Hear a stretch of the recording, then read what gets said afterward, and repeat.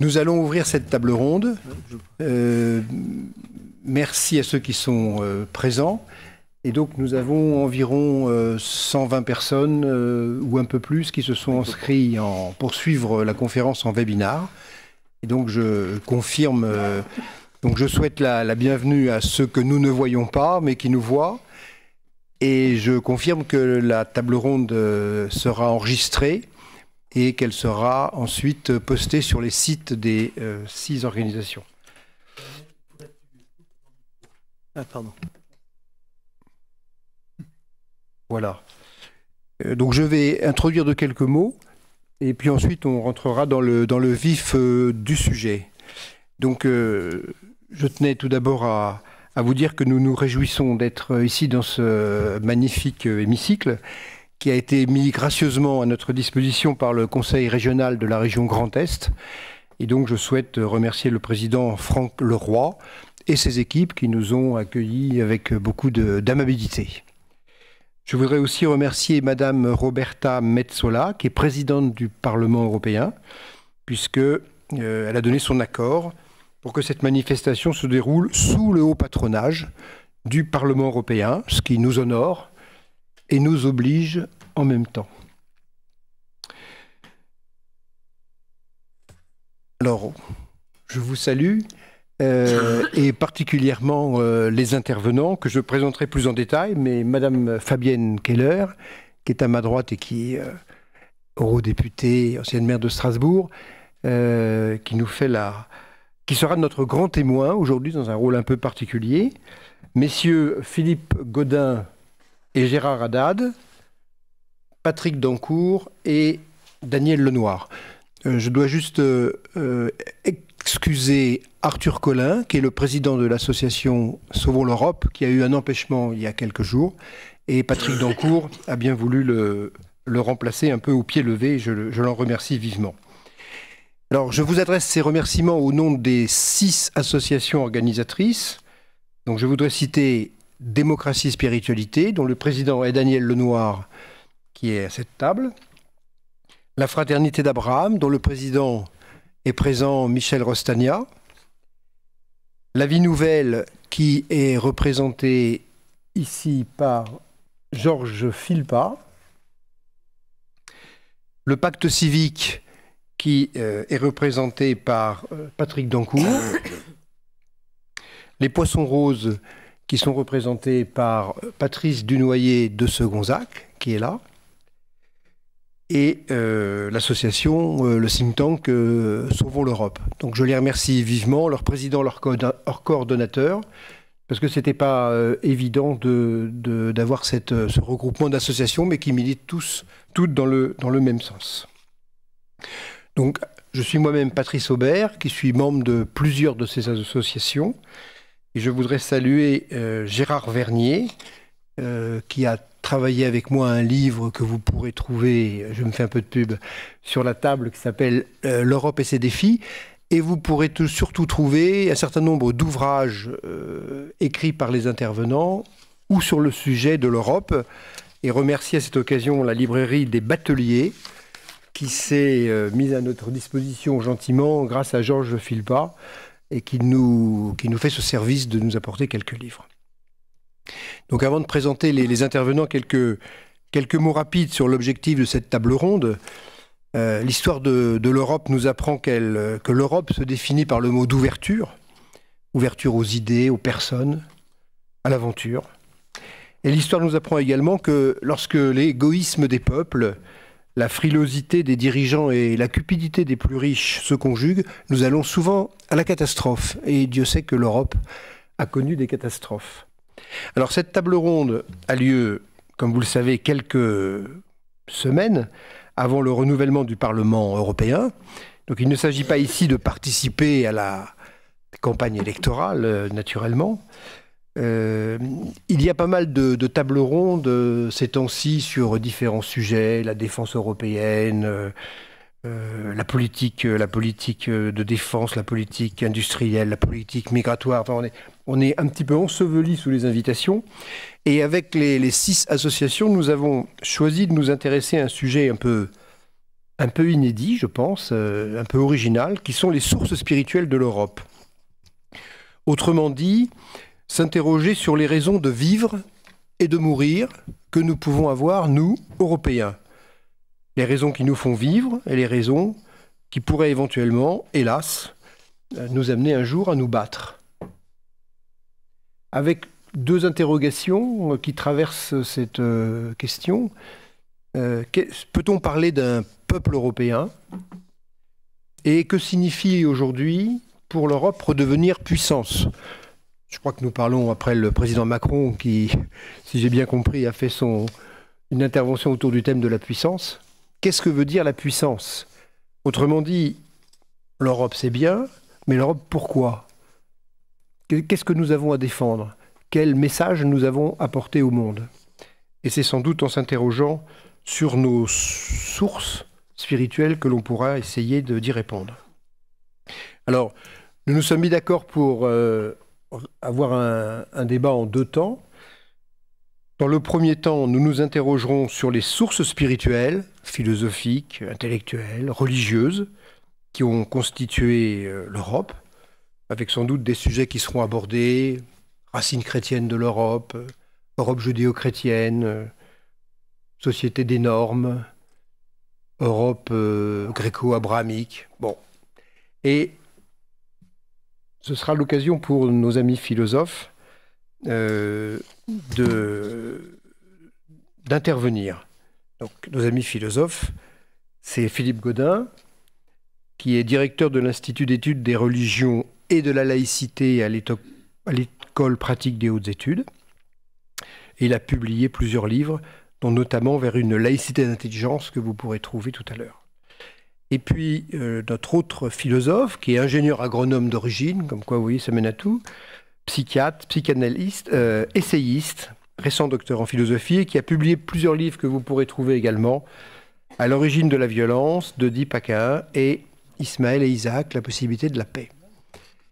Suite à leur intervention, nous demanderons à Fabienne Keller, qui est donc ancienne maire de Strasbourg, ancienne sénatrice, eurodéputée, très impliquée dans les dossiers européens, plus récemment dans le pacte migratoire, de réagir en tant que grand témoin, d'une part pour nous donner son propre témoignage personnel par rapport à cette question des sources, mais aussi grand témoin pour nous éclairer sur la façon dont les questions spirituelles animent ou pas, ou de quelle façon les échanges au sein des instances européennes et plus spécialement au sein du Parlement européen.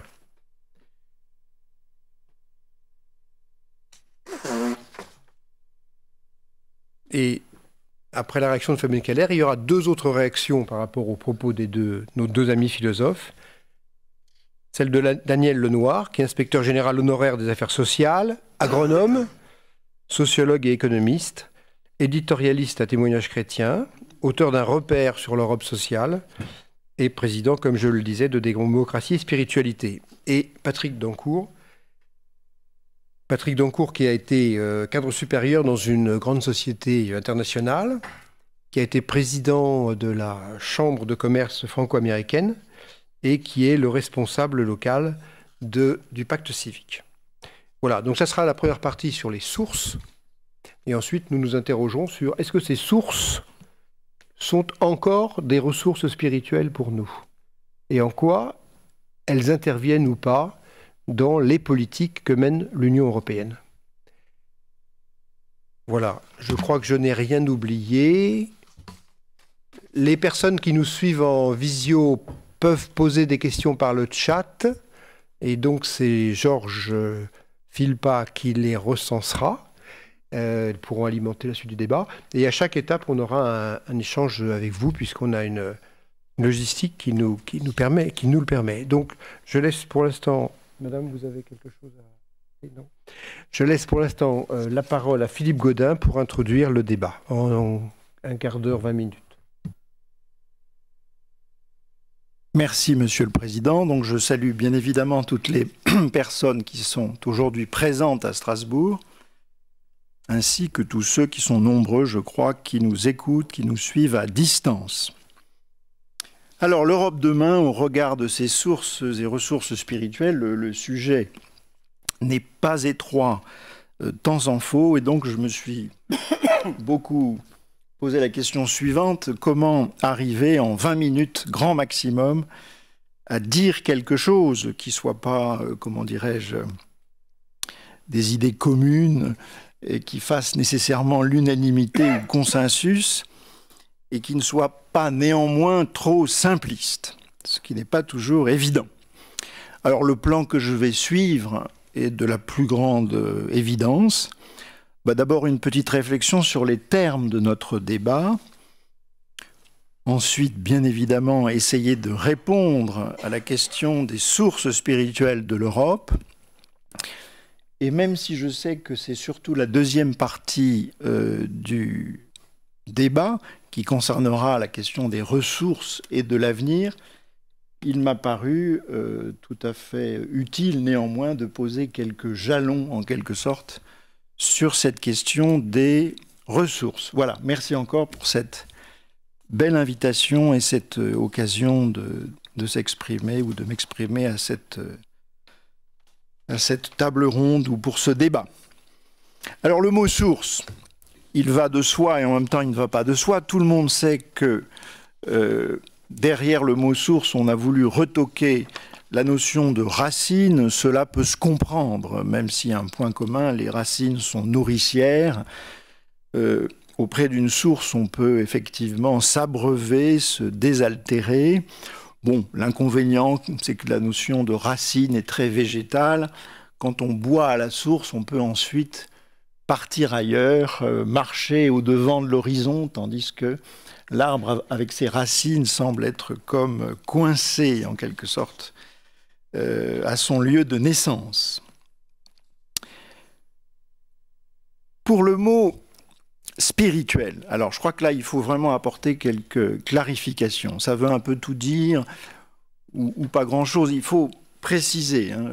Je crois que André Comte-Sponville disait qu'au fond, la spiritualité, c'est les relations que l'esprit a avec les grandes questions, l'infini, l'éternité, que sais-je, mais que c'est une relation plus informelle, plus intuitive en quelque sorte, et non conceptuelle. Et il disait, voilà, bien parler de l'amour, ça ne rend pas pour autant amoureux, et être amoureux, ça ne donne pas automatiquement la capacité de bien parler de l'amour. Bref, la spiritualité a une dimension vécue en quelque sorte, tandis que dès l'instant qu'il faut un petit peu élaborer et construire, on est dans une dimension plus conceptuelle et spéculative. Mais pour donner un sens un peu plus précis à cette notion de spirituel ou de spiritualité, je m'appuierai tout simplement sur ce que dit Hegel, c'est-à-dire que les trois formes dans lesquelles et au cours desquelles l'esprit a affaire à lui-même, en essayant de se saisir lui-même, contrairement à la science qui essaye de saisir des objets extérieurs à lui-même, ou à la technique qui consiste à maîtriser des objets extérieurs à lui-même, les trois formes de la vie de l'esprit, c'est l'art, la religion et la philosophie. Bref, on n'évacuera pas la question de la religion. D'abord, l'art est très lié à la religion. Il suffit d'aller vous promener dans un musée et vous vous rendrez compte très rapidement que art et religion sont profondément liés, bien évidemment. Quant à la philosophie elle-même, dans son destin d'origine grecque, elle aura aussi des relations extrêmement étroites, et parfois beaucoup plus étroites qu'on ne le pense, avec la religion. Voilà ce que je voulais dire pour la notion de spirituel ou de spiritualité. Quant à la question de l'Europe, on peut lui donner trois sens. Bon, il y a un premier sens, on ne va pas s'appesantir sur des étymologies, des princesses sur le dos d'un taureau blanc, je crois que ce n'est pas forcément très éclairant. Par contre, l'Europe, c'est géographique.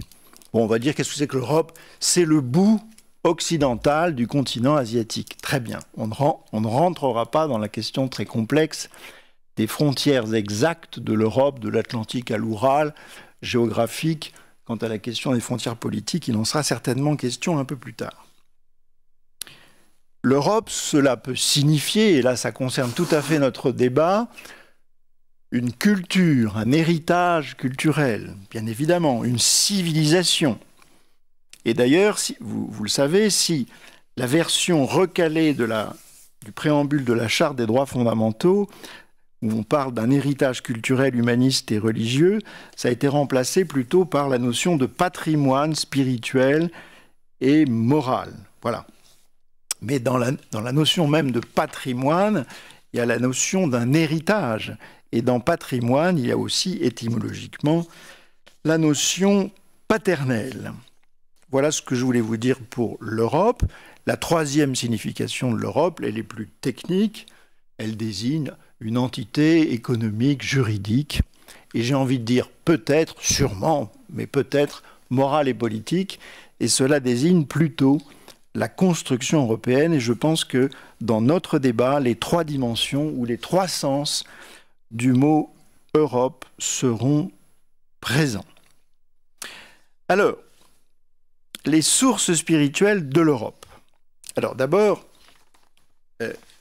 poser cette question n'est pas en tant que telle une question philosophique. C'est une question qui est une question factuelle. Bref, une question qui relève de l'histoire ou de la science historique. Mais j'adore cette formule, on dit souvent « le passé a de l'avenir ». C'est-à-dire que le travail des historiens consiste à reprendre sans cesse précisément nos sources et nos documents. Et le travail des historiens, même s'il a une ambition d'objectivité et de scientificité, le travail des historiens ne peut procéder que d'un certain nombre de choix. Et ça n'est pas un hasard si les historiens travaillent dans tel sens plutôt qu'un autre, le passé, c'est parce qu'ils se posent des questions pour le présent dans lequel ils vivent et qu'ils se projettent inévitablement dans l'avenir qu'ils envisagent, voire dans l'avenir qu'ils espèrent. Autrement dit, c'est une question factuelle, mais qui n'est pas complètement exempte de jugement. Alors, je ne suis pas historien, je vais me contenter de, à la serpe, il faut bien le dire, et au grand galop, de proposer une sorte de découpage un peu élémentaire de différentes périodes. Alors évidemment, le danger de la réponse que l'on pourrait faire à la question des sources spirituelles de l'Europe, c'est de se perdre dans une myriade de possibilités infinies. Il y a une culture scandinave, je ne sais pas quoi, celte, visigothique, gauloise, que sais-je encore. Mais on ne peut pas éviter, bien évidemment, la source grecque et la source romaine, pour la simple et bonne raison que dans la langue grecque et que dans la langue latine, nous est resté un nombre considérable d'œuvres de l'esprit, en même temps que de monuments dont les traces archéologiques et architecturales peuplent encore notre Europe actuelle. Alors, par rapport à la question européenne, n'oublions pas que et la Grèce et Rome ne se confondent pas du tout avec l'Europe. Dans l'Égypte ptolémaïque, pendant plusieurs siècles, on parlait grec en Égypte. Quant à l'Empire romain, c'est une évidence. Il fait le tour du bassin méditerranéen et ne se contente nullement des rives nord de la Méditerranée. Donc il n'y a pas du tout d'adéquation entre le monde grec, le monde romain et l'Europe. Première remarque pour cette grande période, encore une fois, découpée à la serpe. Deuxième période, et ça c'est très intéressant, on pourrait l'appeler la civilisation chrétienne, au sens de la chrétienté. Et là, effectivement, dans cette région du monde, il y eut les abbayes clunisiennes, cisterciennes, les cathédrales. Mais ce à quoi je voudrais vous rendre sensible, c'est que jamais cette civilisation chrétienne ne se pense et se définit, même si géographiquement elle se trouve dans ce que nous appelons aujourd'hui l'Europe, elle se pense d'abord et essentiellement comme chrétienne, au sens de la chrétienté, et pas du tout comme européenne. Ça n'est qu'avec les temps modernes, et là aussi, je découpe très rapidement, Renaissance et Réforme, 16e, 17e, 18e, c'est précisément à cette époque-là, c'est-à-dire au temps moderne, que va émerger d'une manière de plus en plus claire et le substantif « les Européens » et l'adjectif « être européen » pour qualifier précisément les habitants de cette région du monde et qui participent précisément d'une culture européenne. Et ça, c'est très intéressant, parce que ça signifie finalement que c'est parce que il y a une sortie du monolithisme de la chrétienté avec la Réforme, en même temps qu'il y avait la question, bien évidemment, de l'empire qu'on a appelé a posteriori l'Empire romain d'Occident et l'Empire romain d'Orient, et puis toute la source byzantine. Mais là, on ne va pas pouvoir parler de tout. Laissons de côté la question des églises orthodoxes. Mais en tous les cas, sortie du monolithisme de la chrétienté, avec le XVIIIe siècle, peut-être un début de commencement d'une sortie de la religion, non pas du tout d'une sortie de la possibilité de la religion ou de la foi, mais d'une sortie de la religion en tant qu'elle imposerait toutes ces normes sans aucun débat possible, contradictoire, ou sans contestation possible de l'observance de ces normes. Mais encore, cette période, je dirais, c'est la période durant laquelle l'Europe sort d'elle-même. Alors, aujourd'hui, ces termes sont totalement démodés, on ne dirait surtout pas grande découverte, parce que comme s'il n'y avait personne, etc., dans le continent américain, etc. Mais ce qui est remarquable, c'est que cette Europe de la modernité qui commence à se penser comme telle, c'est-à-dire européenne, elle quitte, elle s'en va. Et elle s'en va de par le monde, et ce mouvement, en quelque sorte, ne fera s'accentuer et combien au XIXe, au XXe et au XXIe siècle. Il n'en reste pas moins que, de même qu'on ne peut pas évacuer la question de la religion en se servant de l'adjectif spirituel, même s'il est sans doute bon de dire qu'il n'y a pas d'adéquation, peut-être qu'il y a parfois un manque de spiritualité dans la religion, et il peut y avoir beaucoup de spiritualité en dehors de la religion, on est bien d'accord. Mais de même qu'on ne peut pas évacuer la question de la religion, on ne peut pas non plus évacuer la question du christianisme comme étant la matrice la plus importante, et dans l'espace et dans le temps, qui a marqué la civilisation et la culture européenne. Autrement dit, oui, il y a une identité religieuse de l'Europe. C'est précisément le fait que nous avons été collectivement chrétiens. Alors si on dit ça, vous avez tout de suite deux réactions négatives. Comment ça, nous avons été chrétiens, mais nous le sommes encore? Mais encore une fois, cette possibilité-là existe toujours, et il existe encore des églises chrétiennes et des chrétiens, bien évidemment, n'est-ce pas? Et puis l'autre réaction, c'est de dire comment c'est un scandale, l'humanisme athée, je ne sais pas quoi, les druides, que sais-je encore. Bon, je ne le conteste pas.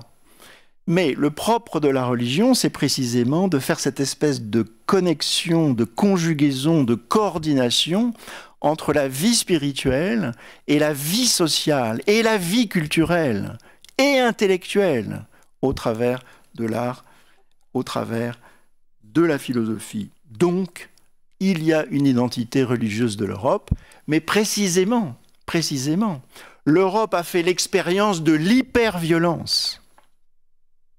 au nom des convictions religieuses. C'est cela la maturité morale et spirituelle de l'Europe. Vous vous étripez au nom de votre conception de l'Évangile. Ramenez-vous au fait que vous êtes des êtres humains et que cette humanité est universelle. Ramenez-vous au fait que vous êtes des citoyens et que cette citoyenneté doit être partagée universellement par des droits et des devoirs qui sont les mêmes pour tous. Donc nous sommes bien sortis du christianisme au sens de la chrétienté, mais sortir d'eux, ça veut dire provenir d'eux. Et je pense que cette provenance est absolument indélébile. Quant à la philosophie, je pense à cette admirable conférence de Husserl en 1935, la crise de l'humanité européenne et la philosophie. Et au fond, qu'est-ce qu'il dit? Il dit, les dieux sont là, mais la vérité n'est pas là. Et la philosophie, c'est le fait d'inventer, pas simplement une nouvelle manière de penser, mais une nouvelle manière de vivre, et un nouveau type d'hommes et de femmes qui n'ont pas la vérité, mais qui la cherchent. La vérité est un horizon, la vérité est pour demain. Quant à la tradition biblique, je crois que tout le monde s'accorde pour dire que dans la Bible, la première parole attribuée à l'Éternel, à un certain Abraham, c'est « quitte la maison de ton père ». Certains traducteurs ajoutent aussi « et va vers toi-même ». Autrement dit, l'Europe, c'est le fait de quitter, c'est le fait de pouvoir aller ailleurs. Mais on ne va jamais ailleurs si on part de nulle part. Et ça, je crois qu'il faut s'en souvenir. Il me reste très peu de temps, bien évidemment. Quelques mots sur les ressources pour la conclusion, en quelque sorte. Eh bien, c'est que aujourd'hui, effectivement, l'Europe est à la croisée des chemins. La méthode Schumann-Monet, que j'appelle la méthode furtive, de Furs le voleur en latin. Bon, c'est un peu vache, hein. On va y aller par petites solidarités de fait, comme ça on se rendra compte de rien et on va rogner la souveraineté des États. Ça a marché, c'est très très bien. Et puis après on se dit, ah, il faudrait donner une âme à l'Europe. Mais je crains que cela ne soit pas possible de donner une âme a posteriori, c'est une question de méthode. Je crains par ailleurs que sur la question de savoir ce que nous sommes, et le président, et ça c'est malheureusement, j'ai envie de dire, une vérité d'aujourd'hui, a osé faire le lien entre les raisons de vivre et les raisons de mourir, je crains que c'est l'histoire qui nous définira. Et donc, de toute manière, l'identité culturelle, spirituelle même de l'Europe sera liée aux ennemis de l'Europe. Alors, j'aurai l'occasion de le développer plus avant, parce qu'il faudra quand même apporter des précisions, notamment sur l'islam. Mais les ennemis de l'Europe, c'est le nationalisme impérialiste, dont nous avons été les champions à d'autres époques. Hein. Nous ne sommes pas blancs, bleus ou innocents. Mais ce qui se passe en Ukraine est une expression typique du nationalisme impérialiste.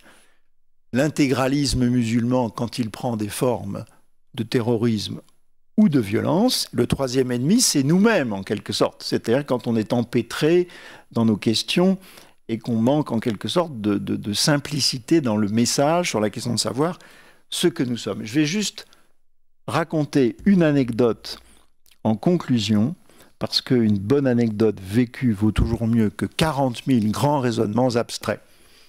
Je suis dans un lycée technique de la région d'Angers. J'ai fait un exposé sur la laïcité. C'est un lycée professionnel. Ils ont fait une sculpture pour représenter la laïcité. C'était très sympa, ça s'est bien passé. Je discute avec les élèves, avec leurs professeurs, et je leur dis, bon, très bien, mais est-ce que vous pourriez me citer des personnalités qui incarneraient la laïcité? Bon. Oui, parce que moi je pense un peu comme Bergson. Hein, c'est pas... Ce qui mène le monde, c'est ni les statistiques économiques, ni les idées. Ce qui mène le monde, ce sont les individus capables d'incarner des idées. Et alors là, les lycéens me disent, ah oui, alors voyons voir, Martin Luther King, Nelson Mandela, Gandhi, ah oui, d'accord, et le Dalai Lama. Alors, il faudrait peut-être ajouter Abdul Ghaffar Khan, qui n'est pas très connu, qui était un grand copain musulman de Gandhi et qui était un musulman partisan de la non-violence. Léger malaise de la part de mes collègues. Je leur ai dit, mais voilà, alors, un jour, on citera beaucoup plus de femmes que d'hommes. Nous sommes d'accord. Bon, là, parlons du passé, n'est-ce pas? Mais voilà, il n'y en a pas un qui soit blanc. Il y a un pasteur qui est docteur en théologie.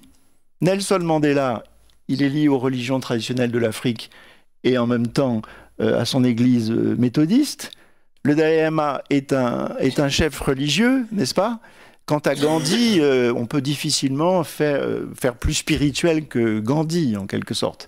Voilà, ça donne à réfléchir que de jeunes Européens donnent en exemple des personnalités qui sont toutes extra-européennes. Mais c'est ça le miracle de l'Europe. L'Europe ne vient pas de nulle part, elle vient de la philosophie grecque, de Rome, d'Abraham, de la Bible, et c'est le christianisme qui a marqué l'histoire de l'Europe, mais c'est cette marque qui permet d'aller vers le vaste monde. Et la grande question qui nous est posée, c'est que maintenant, le vaste monde vient chez nous. Et nous n'avons pas forcément la même histoire, et c'est le grand débat et le grand défi que nous avons tous à relever, chers amis. Merci. Merci Philippe.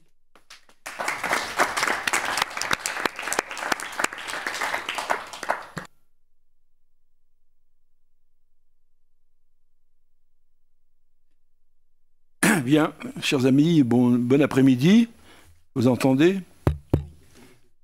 Après le brillant exposé que vous avez entendu, je ferai pas le figure. Et je voudrais d'abord remercier mon ami Patrice Aubert de cette invitation à ce colloque. Et surtout, je le remercie pour l'intérêt qu'il porte à ma réflexion que je mène depuis quelque temps sur des thèmes proches de notre rencontre. Concernant l'Europe, l'Europe n'a pas on ne peut pas parler de population homogène, spécifique, qui la caractériserait. L'Europe est née d'un brassage inouï, millénaire, avec des invasions extrêmement violentes d'ailleurs, qui à chaque fois, vous savez, le grand remplacement, il s'est effectué à plusieurs reprises. Des Gaulois aux Francs et à d'autres origines. Et pourtant, ce bariolage ethnique, si poussé, a néanmoins réussi à trouver un minimum de cohésion, un certain nombre de références communes, dans lesquelles, évidemment, de livres en commun, et dans ces références, évidemment, le christianisme a joué un rôle essentiel.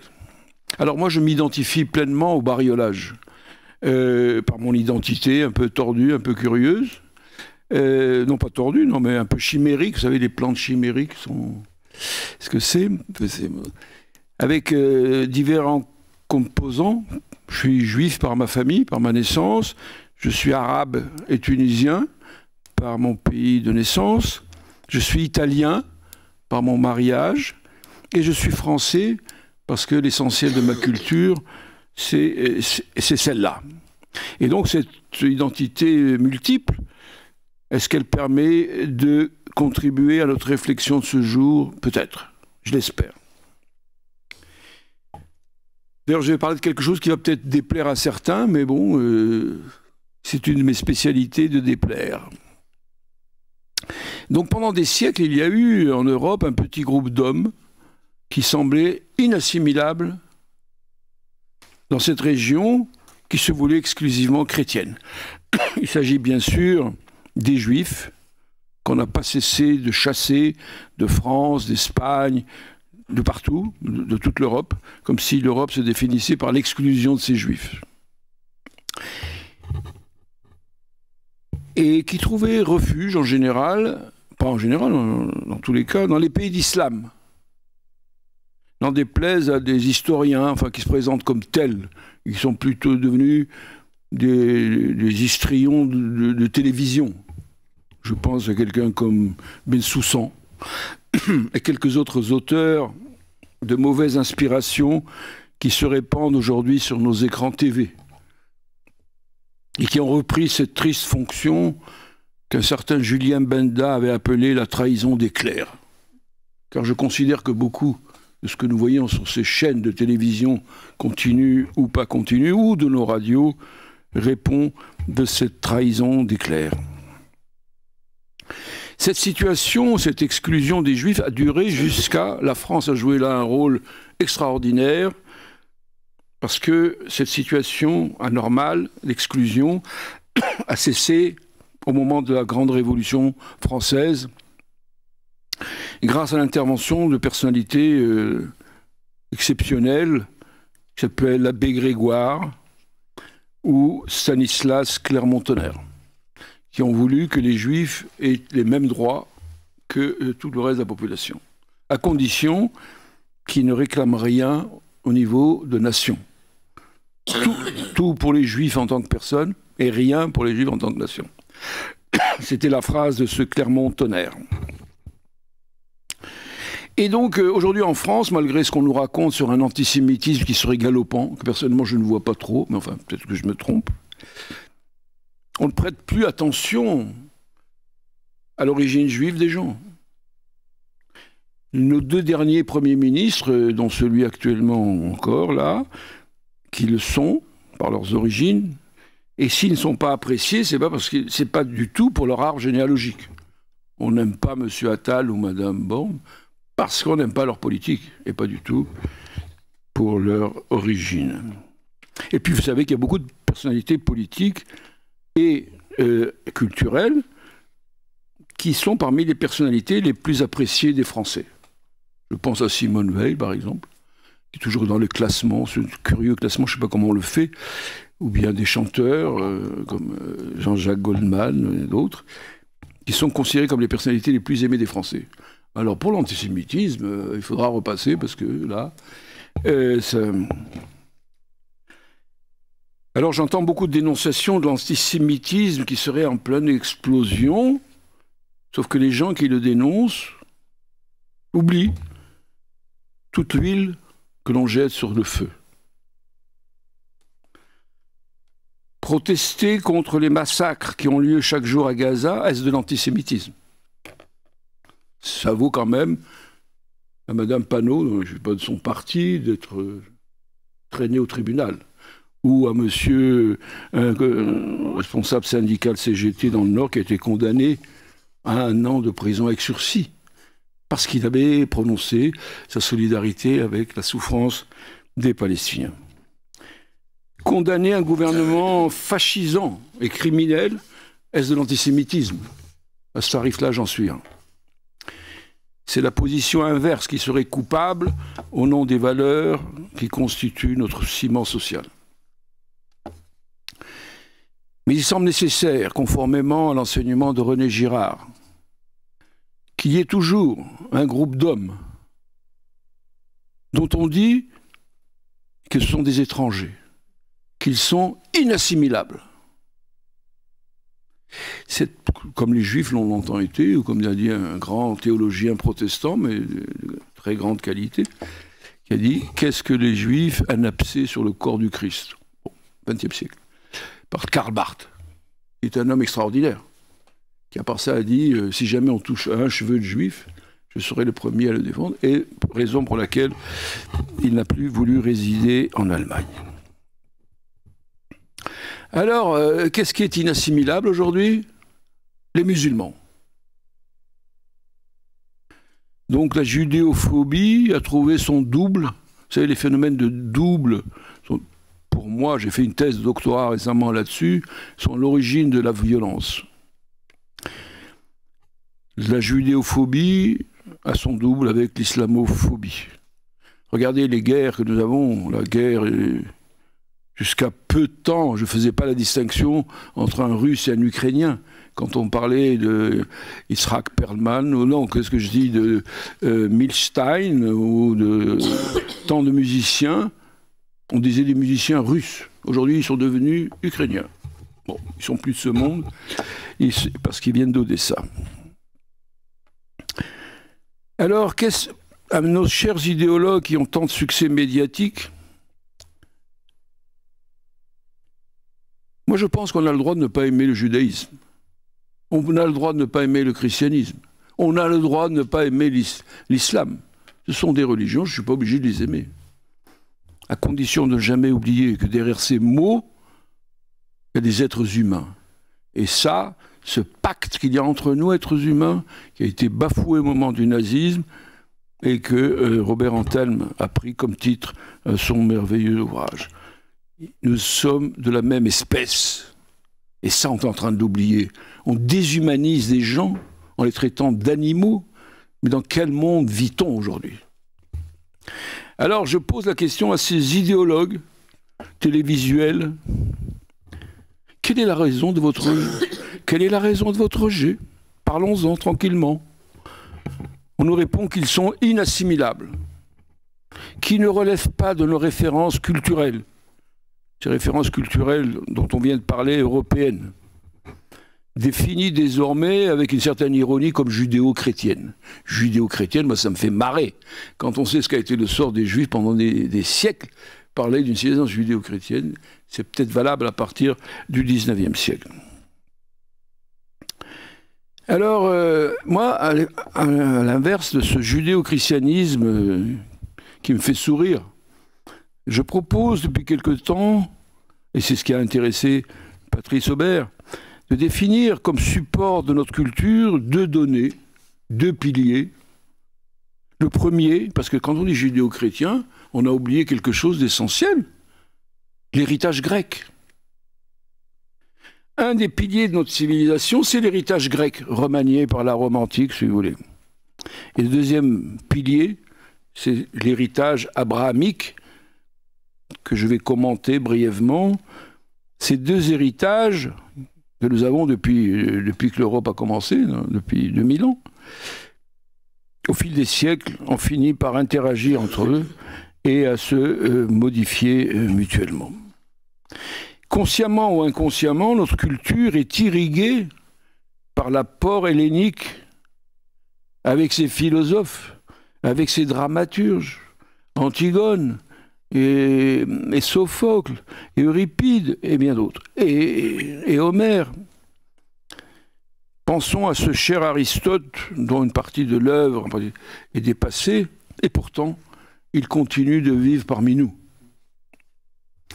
Ces grandes choses ne sont jamais dépassées, ça n'a pas de sens. Il faut les revisiter peut-être. Il y a peut-être des branches à tailler, mais Platon ne peut pas être dépassé. Moïse ne peut pas être dépassé. Mahomet ne peut pas être dépassé. Tout ça coexiste plus ou moins harmonieusement. Alors, venons-en à la chose plus difficile à définir, qui est l'héritage abrahamique. J'ai une grande admiration pour le message abrahamique. Je pense qu'il a constitué un progrès essentiel de la pensée humaine. À tel point qu'un grand philosophe qui s'appelait Alexandre Koyré a pu dire que sans lui, sans ce message, jamais la science n'aurait vu le jour si on était resté uniquement dans le bain grec.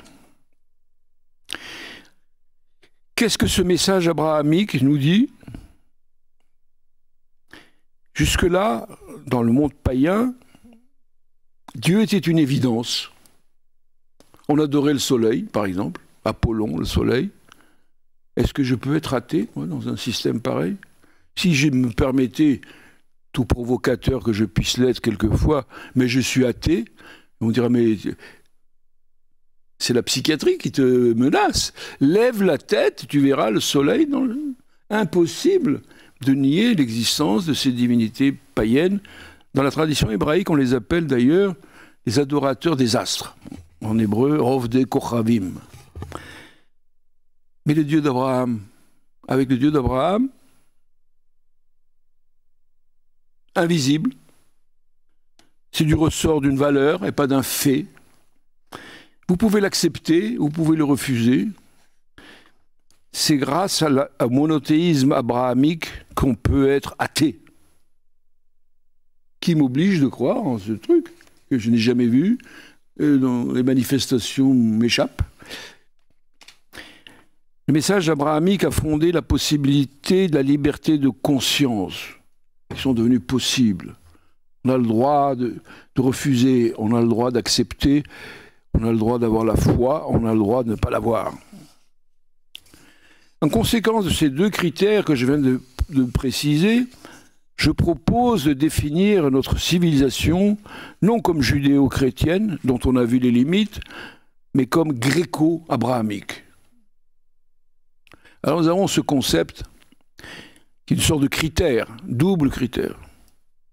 Alors revenons-en à nos histrions télévisés là, qui parlent de non-assimilabilité de l'islam. En ce qui prenons notre critère et appliquons-le à l'islam. Premièrement, l'héritage grec. Est-ce que la civilisation musulmane, je parle plutôt de la civilisation que de la foi musulmane, est-ce que la civilisation musulmane a contribué au maintien de l'héritage grec?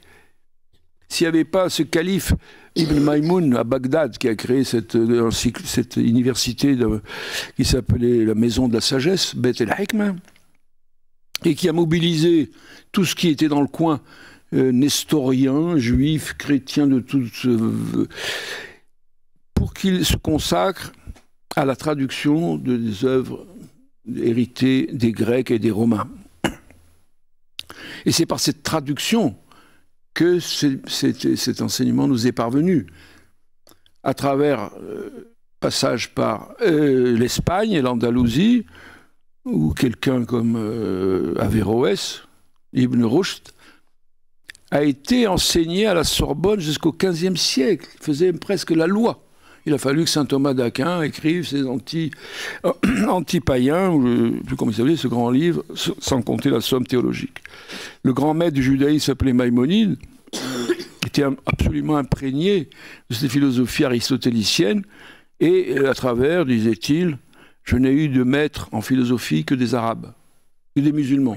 Parce que musulman, ça ne veut pas dire arabe. Si vous allez en Asie centrale, par exemple, ce grand nom d'Avicenne était probablement soit tadjik, soit une de ces ethnies. C'est eux qui nous ont transmis ce savoir grec jusqu'à nous en imprégner en profondeur. Il se trouve que l'islam, à partir du XIIIe siècle, à peu près du XIIe siècle, jusque-là, est fonctionné sur un mode particulier qu'on appelait l'ijtihad, c'est-à-dire la pensée critique. À l'origine, l'islam fonctionnait sur un mode de pensée critique, et ceux qui pratiquaient cette méthode, on les appelait les mu'tazilites, qui ont été par la suite persécutés. L'histoire de l'islam est incroyable, c'est vraiment une histoire passionnante, compliquée, avec des schismes à tous les étages. Le christianisme avec ses deux petits protestants, c'est un peu rigolo, c'est simple, ça s'apprend facilement. Tandis que les schismes dans l'islam, c'est beaucoup plus compliqué. Deuxième critère, le message abrahamique, ou en arabe, Ibrahim. Quelqu'un aurait l'audace de dire que l'islam ne serait pas abrahamique. Moi, je le reprocherais d'être un peu trop. Ils prennent ça un peu trop au sérieux. Un petit peu d'humour à cet égard serait bienvenu. Il n'empêche que les deux critères fondateurs de l'Europe, de la civilisation gréco-abrahamique, nous la retrouvons dans l'islam. Ce qui signifie que l'islam fait partie prenante de la civilisation européenne. N'en déplaise à mon ami Rémi Brague. Et on peut débattre de la lecture que l'islam fait de la Bible, parce qu'au fond, le Coran est une réplique de la Bible, avec et des commentaires bibliques des rabbins qui s'appellent le Midrash. Donc l'islam fait partie, répond à nos deux critères, et fait donc de plein droit partie de notre civilisation, ce qui n'est pas le cas des civilisations asiatiques. entre les livres sacrés de l'Inde, par exemple, le Bhagavad Gita ou le Confucius, c'est pas... Par contre, l'islam, lui... Et je pense que cette affirmation... Pourquoi je fais cette affirmation? Parce que moi, ce qui me tourmente, et je peux vous assurer que ce tourment est réel, de voir l'actualité de ce qui se passe à Gaza, de trouver une issue. Nous devons nous accueillir mutuellement. Nous devons nous respecter mutuellement. Sinon, on va tous crever ensemble. Alors, si vous voulez vous convaincre que mon propos n'est pas vide, il suffit de vous rendre en Andalousie. Vous avez vu la mosquée de Cordoue? Vous savez que 7e siècle, 8e siècle, à l'époque, les églises françaises, c'était du bois. Et l'art roman a repris le style de l'église de Cordoue, qui est une merveille. 1 hectare et quelques de colonnes, il fallait le faire. J'étais un jour à Grenade. Vous avez été voir l'Alhambra de Grenade? Si vous n'avez pas un choc esthétique, c'est que vraiment vous êtes insensible. Moi, je suis resté 3 jours là-bas. J'ai eu la chance de trouver une place dans le Parador. Mais j'étais bouleversé à chaque pas par ces jardins. Ça signalait une civilisation étonnante à laquelle des chrétiens et des juifs ont participé. L'histoire est longue, il y a eu des périodes de persécution, l'histoire est tragique, comme on dit, périodes de persécution, des périodes à un moment donné, le chef d'état-major des troupes arabes était un rabbin qui s'appelait, son nom m'échappe, et dont l'œuvre est traduite en français. Donc, je voulais avancer cette notion pour introduire peut-être l'espérance d'une tolérance sans laquelle nous sommes vraiment mal partis, c'est-à-dire nous allons tout droit vers une guerre civile. Merci.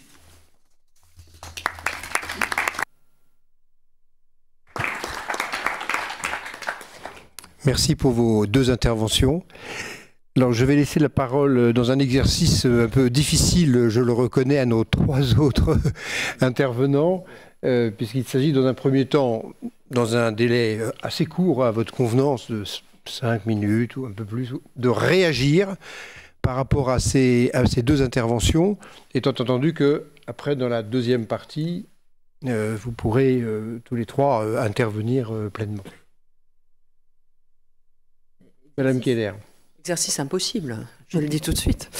En tout cas, je suis très heureuse d'être à vos côtés. J'ai bu vos paroles et j'ai pris des notes, mais je n'ai pas tout compris, je le reconnais humblement. Et je déclare ici ma position particulière, comme on doit déclarer nos intérêts, vous savez. Voilà. Je suis d'ici, de cette terre d'Alsace, qui vit dans une forme de fraternité, de respect entre les religions, qui est peut-être assez fréquente en Europe, au fond. Mais assez exemplaire, voilà.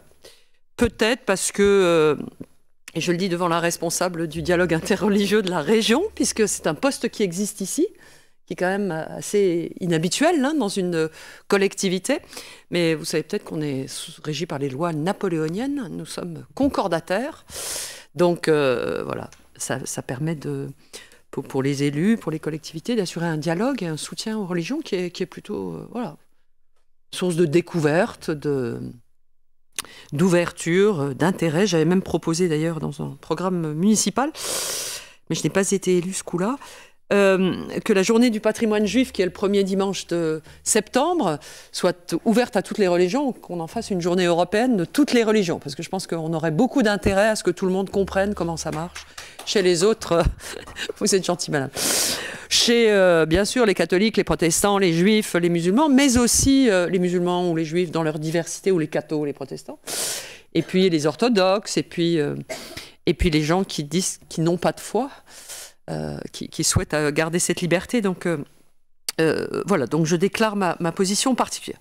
Et puis comme je suis alsacienne, je suis voisine de Sichazel, le lieu mythique de Robert Schumann. Robert Schumann va peut-être bientôt devenir un saint, vous savez ça? Donc, puisqu'il est vénérable, il soit béatifié avant.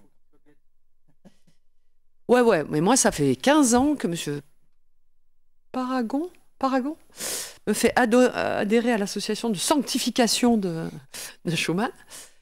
Et j'y étais encore dimanche avec Elisabeth Borne, faisant campagne pour les élections européennes. Pardon, je déclare ici que je parle de campagne. C'est quand même un lieu extrêmement inspirant par voilà, l'importance de la chapelle, dans laquelle d'ailleurs il a été enterré, par la sobriété, mais la chaleur aussi de sa maison. Enfin, sobre quand même, hein, un peu vieux garçon quand même, mais quand même sympa, avec une belle table pour recevoir les gens, pour discuter, pour s'ouvrir.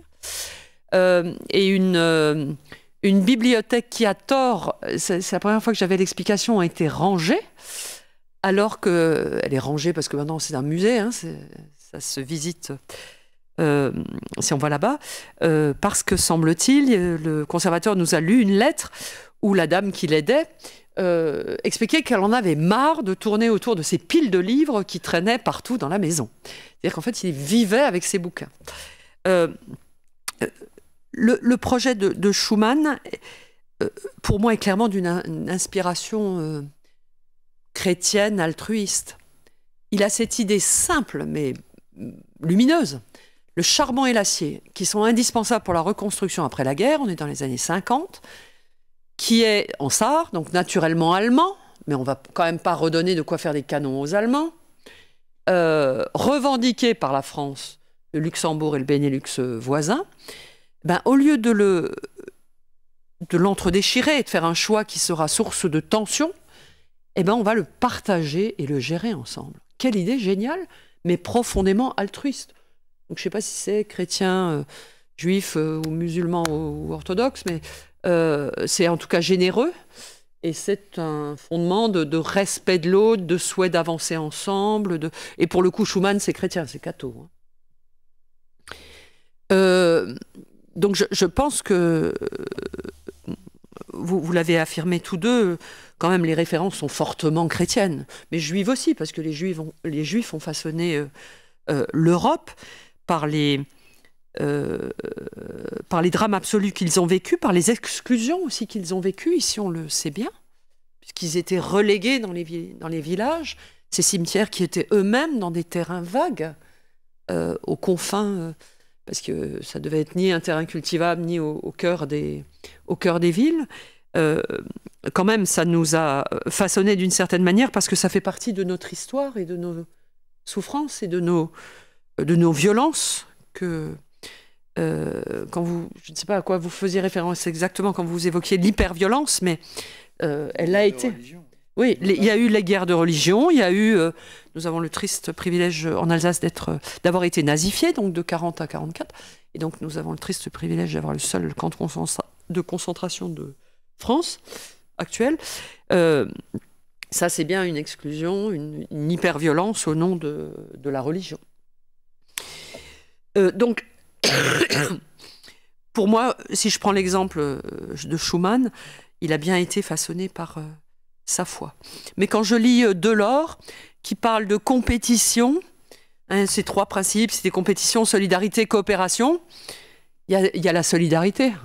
Bon, elle est aussi assez chrétienne, elle est assez religieuse, elle est assez communautaire, quoi. Hein, on s'entraide. Et permettez-moi de partager mon expérience. Donc, je suis députée européenne, donc je participe à ces négociations. Donc, je vais faire un petit pas de recul. En Europe, il n'y a pas de majorité droite-gauche. On est obligé de s'entendre. On travaille par compromis.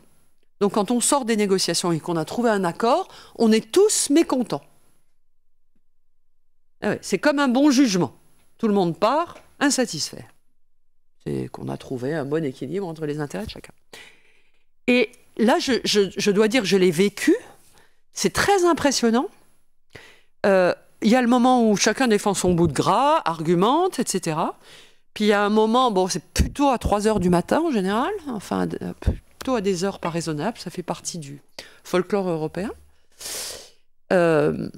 Mais où chacun sent que c'est le moment d'arriver à trouver comment, en lâchant ceci, en prenant cela, on va arriver à quelque chose qui donnera un bout à chacun et un peu d'insatisfaction aussi à chacun.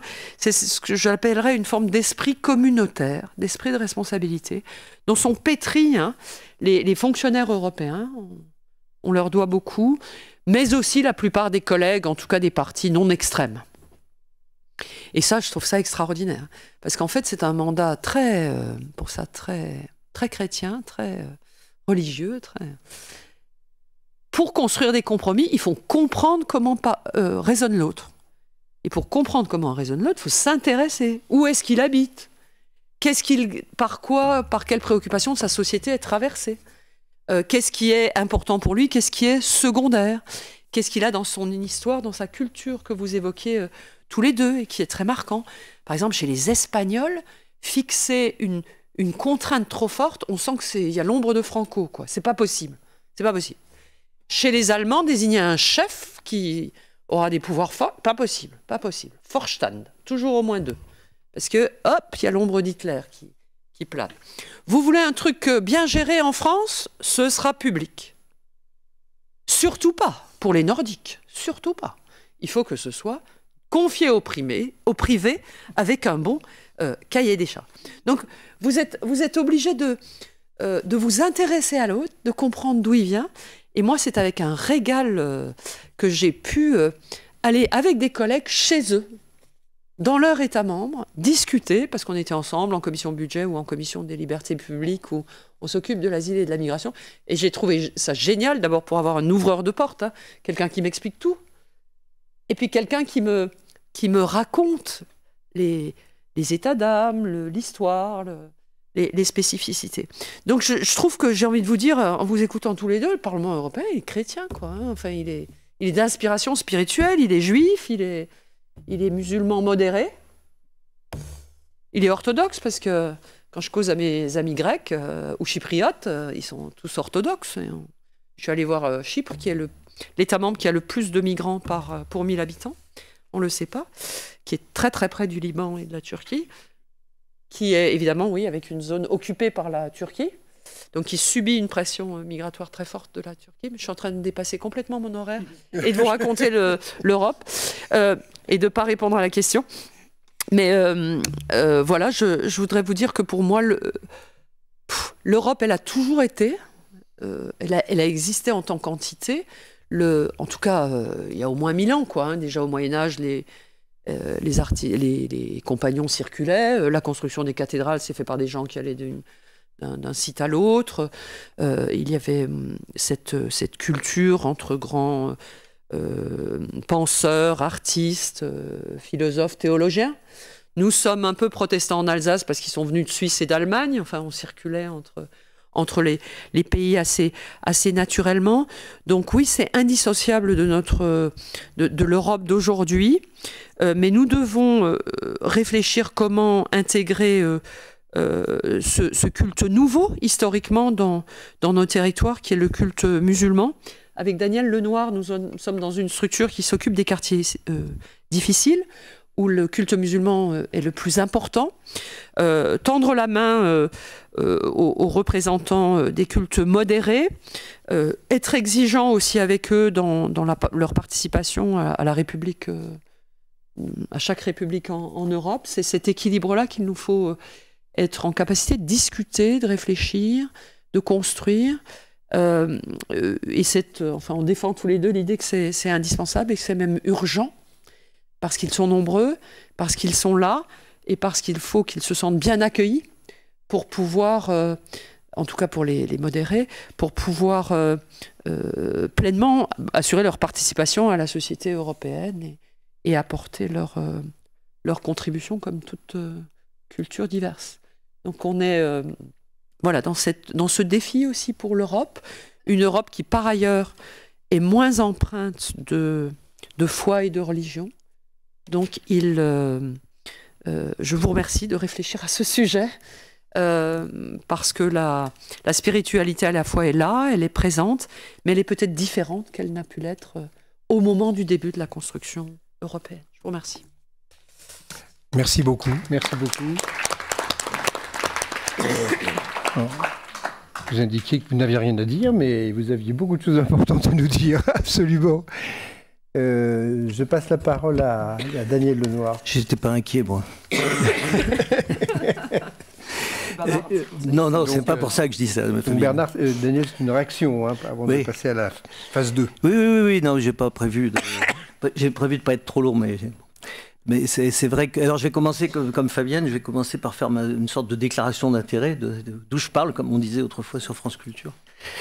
Tu as dit tout à l'heure que j'étais président de Démocratie et Spiritualité, mais je j'exprime pas une position de démocratie et spiritualité. J'exprime une position qui est d'abord une position personnelle, mais qui est inspirée par les principes de démocratie et spiritualité. Et ça va me permettre de faire une petite page de pub pour expliquer ce que c'est que démocratie et spiritualité. Comme le nom l'indique, c'est l'idée de départ, des fondateurs. Le fondateur, c'est Jean-Baptiste de Foucault, pour ceux qui le connaissent. L'idée des fondateurs, c'était de conjuguer l'aspiration démocratique et l'inspiration spirituelle. Et le plus important, dans démocratie et spiritualité, c'est le « et » qui est au milieu, qu'on représente par l'esperluette, ce qui est une façon de montrer que c'est une sorte d'infini ouvert. Démocratie et spiritualité au singulier. Je pourrais y revenir. Juste un mot, et ça rebondit un peu sur ce qu'a dit Philippe tout à l'heure. Je ne vais pas reprendre la même définition que lui, sur ce que c'est pour nous que la spiritualité. Parce que pour nous, moi je l'exprime comme